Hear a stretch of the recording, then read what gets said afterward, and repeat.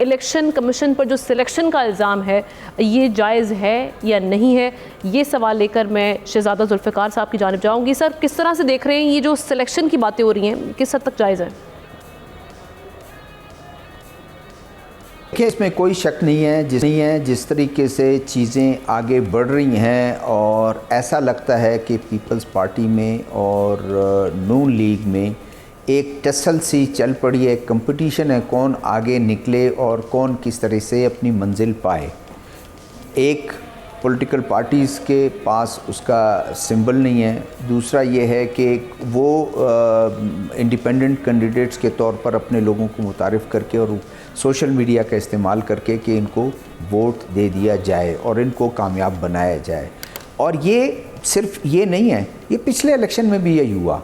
उसी political parties को कि आज जिनके लिए मुश्किलात हैं, उनके लोगों पर केसेस हैं, 2018 में वो बहुत मज़े में थे और दूसरे लोगों पर केसेस थे, और 2013 में भी इस तरह ये चीज़ें सिलसिला चलता है। और अगर वाकई लेवल प्लेइंग फील्ड दे दिया जाए तमाम पॉलिटिकल पार्टीज़ को, जो भी रिज़ल्ट आता है वो लोग अपने मुंतखब लोगों को, अपने जो अब लोग हैं मनपसंद पार्टियों के कैंडिडेट्स, उनको वो करें और फ्री सबको वो दिया जाए कि वो अपने जलसे करें, जुलूस करें, तमाम चीज़ें करें। तो इस पे मेरे ख़्याल में थोड़ा सारा देखना पड़ेगा। अदरवाइज़ फिर ये होगा जो रिज़ल्ट होगा इलेक्शन का, चाहे वो नून लीग के हक़ में आए, इस्तेकाम पार्टी साथ में कुछ उनके शेयर होल्डर हो, या पीपल्स पार्टी के हक़ में आए, ठीक से सुन नहीं पा रही, मैं आप दोबारा कंट्रोवर्शियल हो जाए, मैं आप टेक लेने आऊँगी, मुझ तक आवाज़ आपकी ठीक से पहुँच नहीं पा रही, तो समझ में नहीं आएगी आपका इस पर तज्जिया क्या है।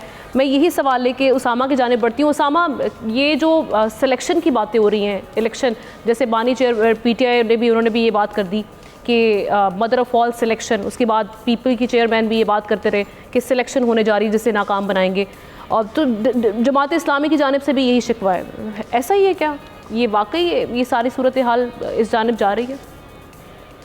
हमने देखिए, जिस तरह पीपल्स पार्टी ने भी कहा है, जिस तरह आपने भी ये जिक्र किया है, चाहे जमात इस्लामी है, दीगर कई जमातें जो इस बारे में कह रही हैं, फैक्ट्स देखिए हमारे सामने हैं।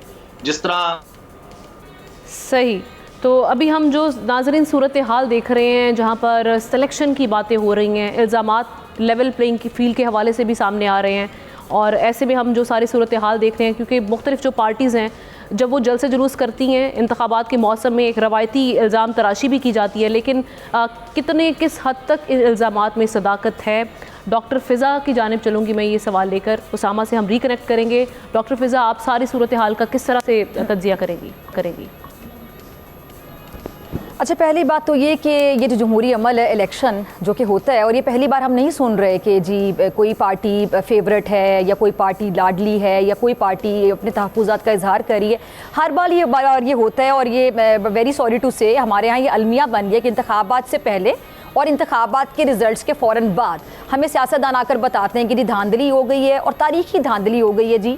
और इस बार हम ये देख रहे हैं ज़रा ज़्यादा कि प्री पोल रिगिंग जो है उसकी आवाज़ें आ रही हैं। इलेक्शन कमीशन पर बहुत से सवालिया निशान उठाए जा रहे हैं। किसी पार्टी को लाडला कह देना और किसी पार्टी को ज़्यादा फेवरेट कह देना, ये तो सिलसिला हमेशा चलता रहा है। 2018 में अगर आप जाएँ तो 2018 में किसी और पार्टी को लाडला कहा जाता था, सिलेक्टेड डिसलेक्टेड के लफ्ज़ हमने पहले भी सुने। इस बार वो जो लक़ब है, खिताब है, वो किसी और को दिया जा रहा है। पहले से एक माहौल बनाया जा रहा है कि जिस तरह अगर कोई आ गया है तो वो बाकायदा सिलेक्ट होकर आ गया है। अच्छा, ये जमहूरी अमल को मशकूक बनाने के मुतरादिफ है, क्योंकि शफाफियत पर पहले से सवालिया निशान लगाए जा रहे हैं। इलेक्शन कमीशन एक इदारा है, जमहूरी अमल इलेक्शन करवाना उनका काम है। इलेक्शन कमीशन के किरदार को मुतनाज़ किया जा रहा है। अच्छा, मुल्क की 3 बड़ी शख्सियात, chief justice of Pakistan, Pak फ़ौज के सिपा सलार, चीफ ऑफ आर्मी स्टाफ और चीफ इलेक्शन कमिश्नर, सब इस पॉइंट पर बिल्कुल यकसू हैं कि जी ये जो इंतखाबात हैं ये वक्त पर होने चाहिए, और ये जमहूरी अमल है। आवाम को पूरा राइट है कि वो किसको वोट देते हैं, किसको इलेक्ट करते हैं, किसको ये राइट देते हैं कि वो पार्लियामेंट में जाएँ, उनकी नुमाइंदगी करें, उनके मसाइल हल करें, उनके मुस्तकबिल के लिए, उनकी आने वाली नस्लों के मुस्तकबिल के लिए कुछ डिसाइड करें, वहाँ पे कानून साजी हो। लेकिन सॉरी टू से वहाँ पे जब ये पार्लियामेंट बनता है तब भी हम देखते हैं कि एक दूसरे की टांगे खींची जा रही होती हैं, इल्ज़ामात का सिलसिला जारी होता है। वहाँ पे भी जाके आवाम के लिए काम नहीं किया जा रहा होता।